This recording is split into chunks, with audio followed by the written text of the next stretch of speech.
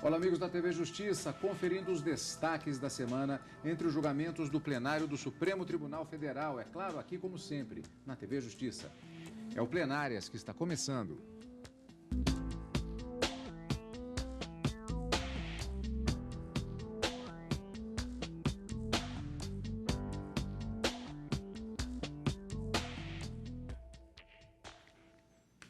Os destaques da semana marcada pela virada do mês de novembro para dezembro de 2016. Sessões dos dias 30 de novembro e 1º de dezembro. Karina, estas duas sessões de julgamento, acho que poderíamos dizer que ela é marcada essencialmente por três temas. Uma proposta de súmula vinculante, que na verdade era a retirada de uma súmula vinculante. O cancelamento. O cancelamento, exatamente. E também ICMS e o julgamento da aceitação da denúncia contra o presidente do Congresso Nacional, Renan Calheiros. Três temas que marcaram tanto as sessões da quarta como da quinta-feira. Nesse caso da desoneração fiscal do ICMS em relação às operações de exportação feita pelos estados, esse julgamento já havia sido iniciado na semana anterior e acabou sendo concluído na quarta-feira, o que os ministros acabaram entendendo que havia sim, ou na verdade que existe uma omissão legislativa, uma inércia do Congresso Nacional em criar a legislação que a própria Constituição exige para que esse prejuízo suportado pelos estados em razão desse não recolhimento do ICMS, que a princípio foi estabelecido por lei e depois foi constitucionalizado, teria que ser legislado para poder minimizar os prejuízos. Houve, então, um reconhecimento de uma omissão e uma proposta de solução, não é? Já que essa omissão existe de fato. Na quarta-feira ainda, uma proposta de cancelamento de uma súmula vinculante que, de uma certa forma, ao que se alegava pelo Conselho Federal da OAB, a imprescindibilidade, a necessidade do advogado nos processos administrativos, o que o Supremo acabou entendendo que não seria o caso, ou pelo menos não se alcançou o quórum necessário para que houvesse o cancelamento de uma súmula vinculante aqui no Supremo Tribunal Federal. Ela continua produzindo os seus efeitos como se lei fosse efetivamente.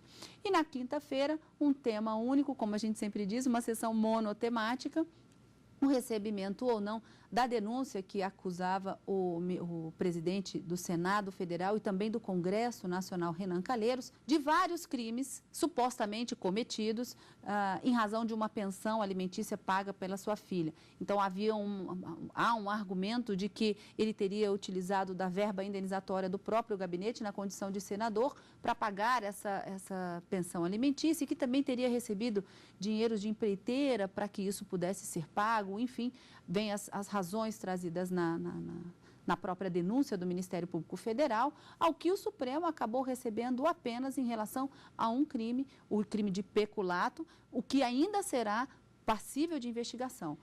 Então, existe uma fase de inquérito em que se apuram elementos de informação que têm que ser suficientes para o recebimento da denúncia.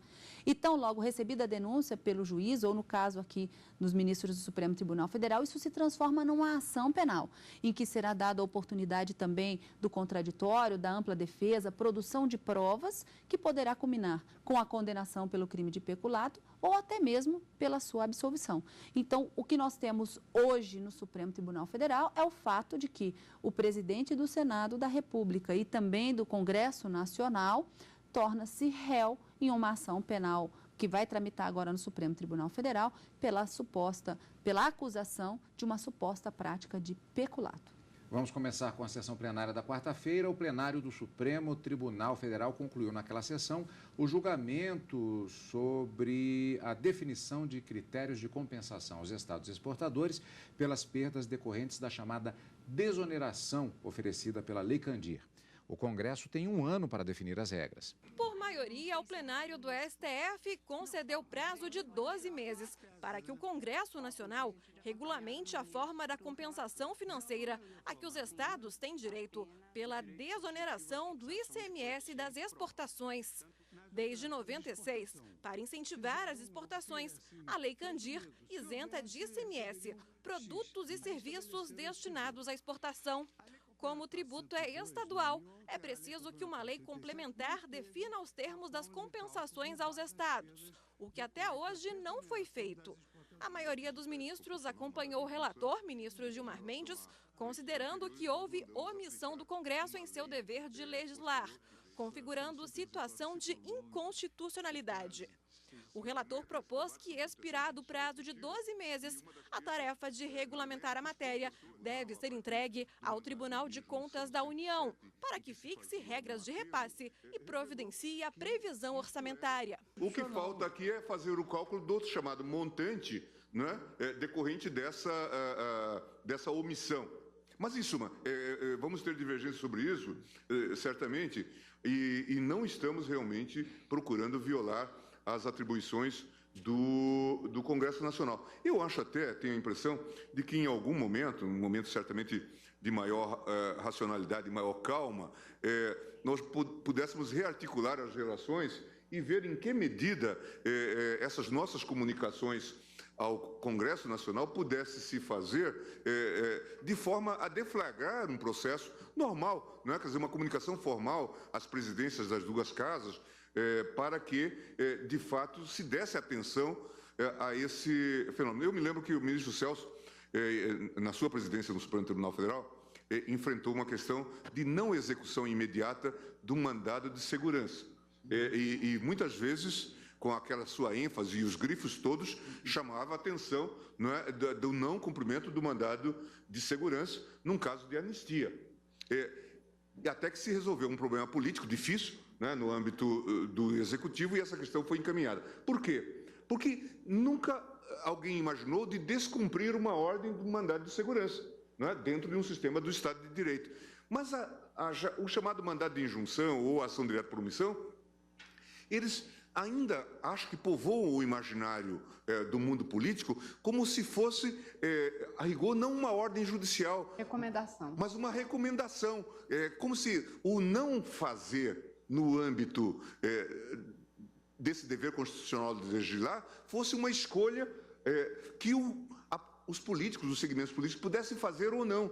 O que a Constituição quis fazer foi outra coisa. Dizer, há um dever constitucional de legislar censurável pelo modo judicial, e, se não atendido, tem que ser suprido de alguma forma. Eu também acompanho o ministro relator na parte relativa à mora, acho que é inegável, e nisso estamos todos de acordo, neste caso os 11, uma vez que 13 anos depois não sobreveio, então a omissão inconstitucional configura-se de maneira patente, não há quanto a isso, o que questionar, desenvolvo não na extensão e na agudeza e profundidade do voto do ministro relator, exatamente neste sentido.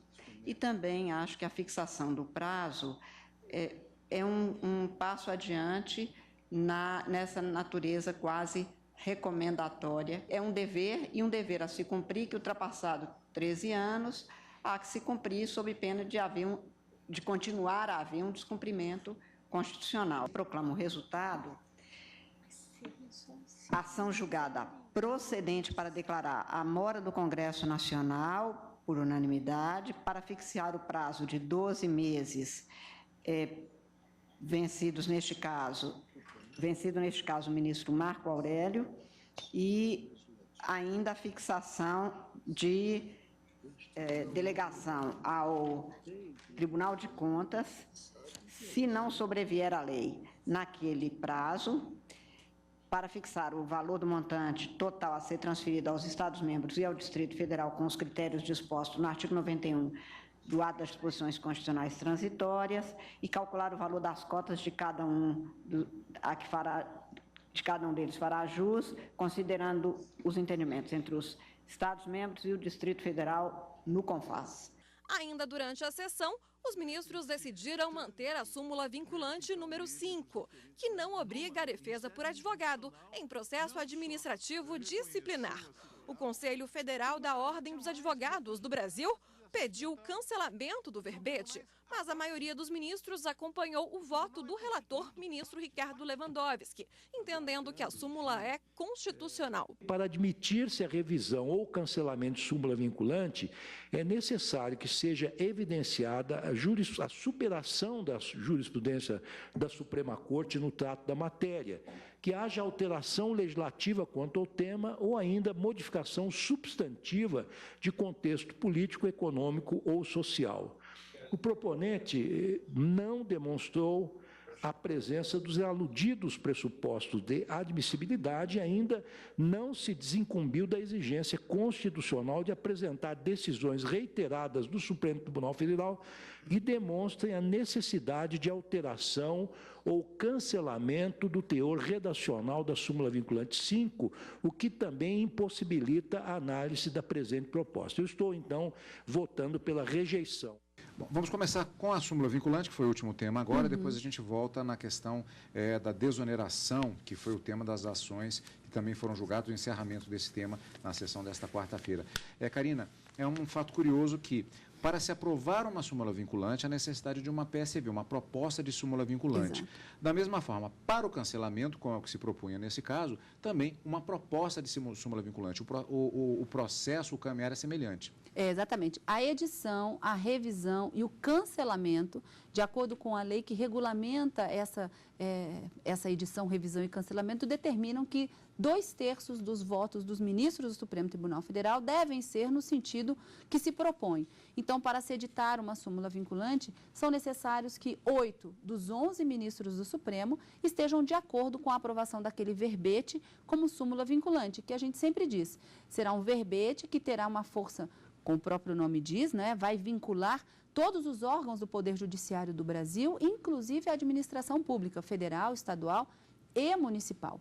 O que se tratou na quarta-feira foi do cancelamento da súmula vinculante número 5, que, de uma certa forma, determina que não é necessário, não é imprescindível a presença do advogado em processos de natureza administrativa. E o Conselho Federal da OAB vem justamente rebater essa necessidade para se cancelar a súmula vinculante. Então, para que isso acontecesse no plenário na quarta-feira, seriam necessários 8 votos, o que não foi alcançado, no que acabou ficando mantida, portanto, a redação e a vinculação do texto que já foi definido anteriormente. A súmula vinculante, ela continua produzindo os seus efeitos. Mas, só para a gente entender, a súmula vinculante ela foi criada a partir da Emenda Constitucional 45, em 2004, regulamentada em 2006, e se estabeleceu esse procedimento. A necessidade de um quórum qualificado de 2/3, tanto para a sua edição, quanto para a sua revisão e cancelamento.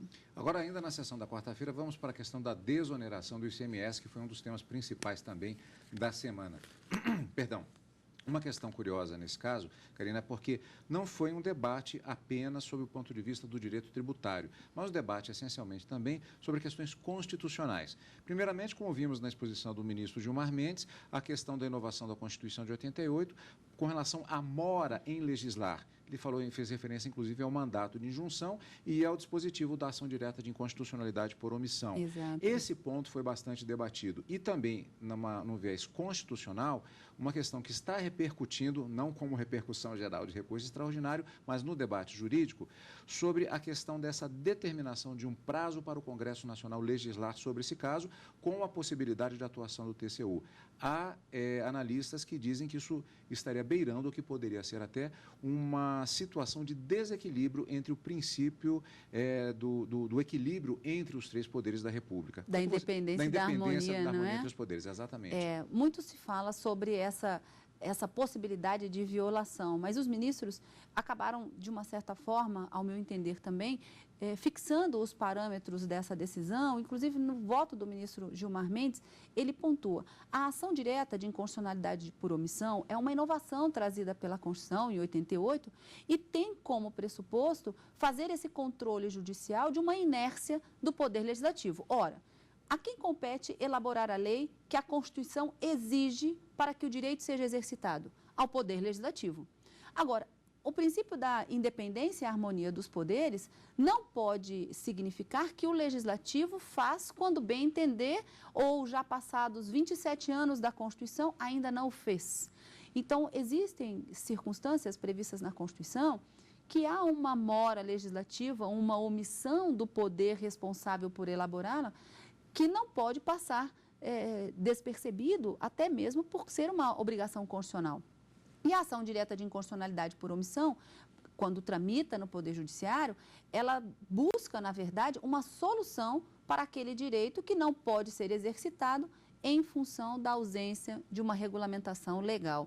E os ministros acabaram, de uma certa forma, dando esse prazo de 12 meses para que o legislador possa efetivamente fazer a lei que compense os estados em razão desse não recolhimento do ICMS nas operações de exportação, que, como eu disse no início, foi isentado por uma lei que depois acabou sendo constitucionalizado, mas a Constituição exigia e exige que uma lei complementar seja elaborada para compensar essas perdas. E o Estado do Pará propõe essa ADO justamente para dizer assim, olha, eu tenho o direito de ser compensado em razão dessas perdas, mas, para tanto, precisa de uma lei complementar.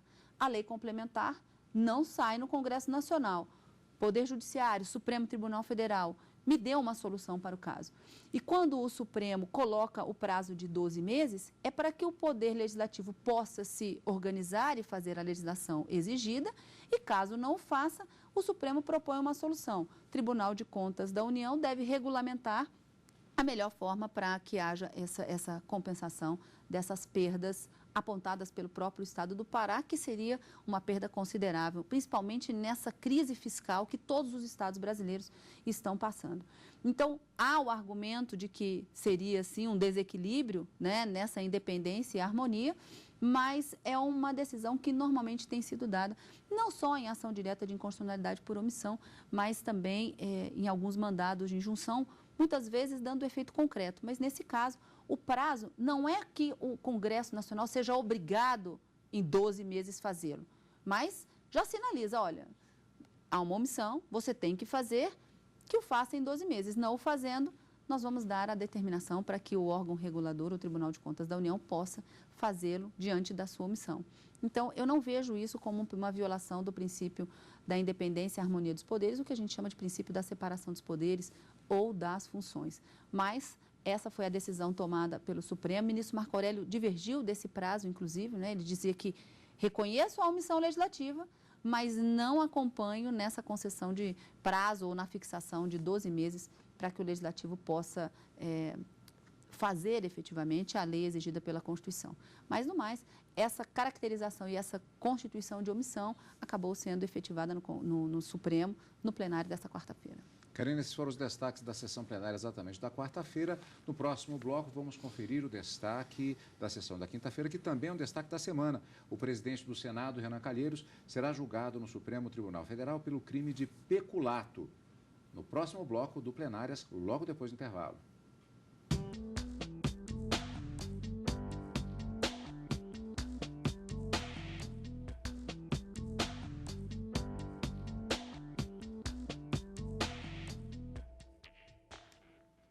Plenárias está de volta com os destaques da semana. O presidente do Senado, Renan Calheiros, será julgado no Supremo Tribunal Federal pelo crime de peculato, por supostamente ter desviado recursos para pagar pensão a uma filha. A denúncia do Ministério Público Federal contra o senador foi aceita pelo plenário do Supremo Tribunal Federal nesta quinta-feira. Por maioria, o plenário do STF recebeu denúncia contra o presidente do Senado, Renan Calheiros, e o senador passa a ser réu, respondendo pelo crime de peculato, cuja pena varia de 2 a 12 anos de prisão. O Ministério Público acusa Renan Calheiros de prestar informações falsas ao Senado em 2007, ao tentar comprovar ter recursos suficientes para pagar a pensão de uma filha que teve com a jornalista Mônica Veloso. À época, havia a suspeita de que a despesa era paga por um lobista da construtora Mendes Júnior. Consta da representação que o lobista Cláudio Gontijo, da empreiteira Mendes Júnior, supostamente fazia pagamentos de despesas pessoais para o representado. O dispêndio mensal seria de R$ 16.500. Tratava-se de uma ajuda financeira para uma filha do senador, de 3 anos de idade, e para o pagamento de aluguel do apartamento onde a criança mora com a mãe, a jornalista Mônica Veloso. Naquela representação, o parlamentar réu sustentou que todos os recursos encaminhados à jornalista seriam provenientes da sua conta bancária e decorreriam da atividade rural. De modo a comprovar a capacidade financeira para custear as mencionadas despesas e a origem dos recursos utilizados para a realização dos pagamentos, apresentou diversos documentos. O laudo de 1726 de 2007 identificou inúmeras inconsistências na análise dos documentos apresentados pelo parlamentar. Entre elas, as guias de trânsito rural em número de 100 apresentam-se desvinculadas das notas fiscais de venda, o que impossibilitou os peritos afirmarem que elas se referiam às notas fiscais apresentadas. Renan Calheiros também é acusado de destinar parte da verba indenizatória do Senado para uma locadora de veículos, que, segundo o Ministério Público, não prestou os serviços. A empresa teria feito diversos empréstimos ao senador, também usados para justificar sua renda. Para a defesa, não há indícios suficientes para se receber a denúncia. Denúncia que não descreve adequadamente o fato criminoso é denúncia inepta. E é evidente que ela não descreveu o fato com todas as circunstâncias. Não é possível que o senador aqui insira em documento dados falsos em Alagoas. Outra questão relevante na jurisprudência do Supremo diz respeito ao contraditório e à ampla defesa, exercido em face da denúncia genérica que não descreve de maneira adequada os fatos imputados ao denunciado. É substancial a jurisprudência do Supremo que considera atentatório ao direito do contraditório o oferecimento de denúncia vaga ou imprecisa, por impedir ou dificultar o exercício do direito de defesa. O relator do caso, o ministro Edson Fachin, votou pelo recebimento da denúncia pelo crime de peculato, mas rejeitou a abertura de ação penal pelo crime de uso de documento falso e declarou a prescrição em relação ao crime de falsidade ideológica quanto aos documentos particulares. Para o ministro, em relação aos documentos públicos, a denúncia não deve ser recebida. Desde 11 de junho de 2015, estão prescritos os crimes de falsidade ideológica dos documentos particulares em razão da incidência da regra do artigo 109.4 do Código Penal, uma vez que teriam sido tais documentos utilizados em 11 de junho de 2007, perante o Conselho de Ética do Senado, ou seja, há mais de 8 anos, prazo no qual os crimes cuja pena máxima não excede a 4 anos prescreve. Voto por receber a denúncia pelo crime de peculato, artigo 312 do Código Penal. Voto por declarar extinta a punibilidade pela incidência da prescrição em relação aos crimes de falsidade ideológica e uso das notas fiscais de produtor, recibos de compra e venda de gado, declarações de imposto de renda pessoa física, contratos de mútuo e livre de atividade rural. E voto por rejeitar a denúncia quanto aos crimes de falsidade ideológica e uso das guias de trânsito animal e das declarações de vacinação contra a febre aftosa. O ministro Luiz Roberto Barroso divergiu em parte e recebeu a denúncia pelos crimes de peculato, uso de documento falso e falsidade ideológica quanto aos documentos públicos. Eu considero que a denúncia é suficientemente clara. Acho que há elementos que não me parecem arbitrários nem desconectados da realidade, que permitem se prosseguir no processo para verificar a questão da falsidade ideológica e a questão do uso de documento falso, bem como a questão do peculato. O ministro Luiz Fux acompanhou o relator, mas destacou que o crime de peculato precisa ser melhor esclarecido no curso da ação penal. Então, nesse particular, entendo que esse peculato precisa ser melhor esclarecido no curso da ação penal. E quanto a esse aspecto, efetivamente, só recebendo a denúncia é que nós vamos poder conferir essa oportunidade ao imputado. O ministro Dias Toffoli rejeitou a denúncia com relação a todos os crimes. A acusação não pode resultar de um ato de fé ou de adivinhação do autor da ação penal. No caso concreto, extrair-se que houve a inexistência da prestação do serviço em razão da mera ausência de registro bancário de pagamentos, traduz, além de insuficiência narrativa geradora de inépcia, uma ilação sem base empírica idônea, uma conjectura do órgão acusador.